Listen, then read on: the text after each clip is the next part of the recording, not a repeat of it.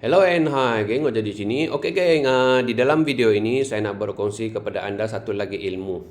Oke, saya nak ajar anda, saya nak kongsi dengan anda bagaimana kita nak tahu potensi setup dalam tempoh satu hari trade lah. Dan dengan cara ini juga anda boleh buat backtest lah.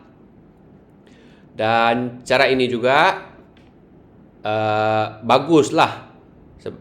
Seperti kalau anda entry pertama kali, setup itu kena stop loss ataupun anda cut loss. So, setup gagal, anda tak perlu risau. Sebab dalam tempoh satu hari, kita ada beberapa setup lah. Jadi, saya akan ajar anda macam mana kita nak tahu potensi setup dalam tempoh satu hari. Oke, kalau anda nak belajar, anda tonton video ini sampai habis. Ya. So, jom kita mula. So, pertama sekali, pergi ke time frame daily. Oke. Alright, ini adalah time frame daily. So, kita tandakan guna line vertical lah. Guna line vertical, tandakan dua candle ini. Ini candle semalam dan ini candle hari ini. Oke. So, selepas itu tukar ke 1 jam lah. Dan ini adalah candle untuk satu hari. Oke, dari sini ke sini. Inilah candle satu hari. Jadi, kita dah boleh tahu nampak sini berapa potensi setup. Oke. So, di sini ada support.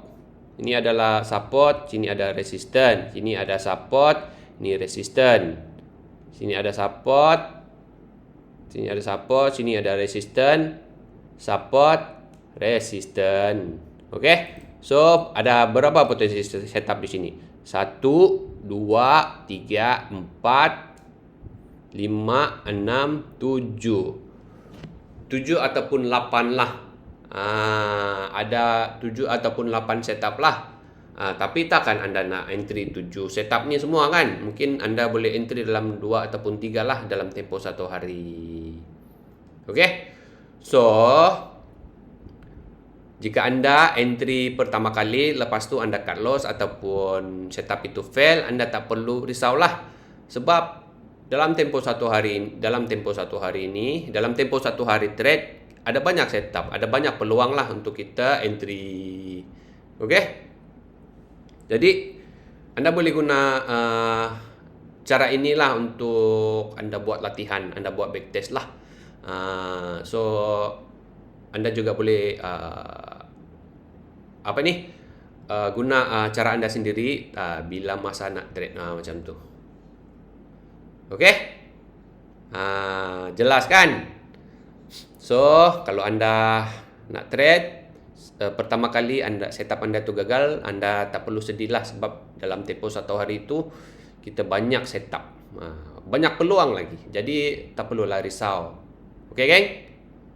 So, saya rasa itu saja. Saya harap video ini bermanfaat lah. Kalau anda tak paham, anda boleh tonton video ini berulang kali. Oke, geng? So, saya rasa itu saja. Terima kasih karena menonton. Kita jumpa lagi di next video. Oke, bye-bye.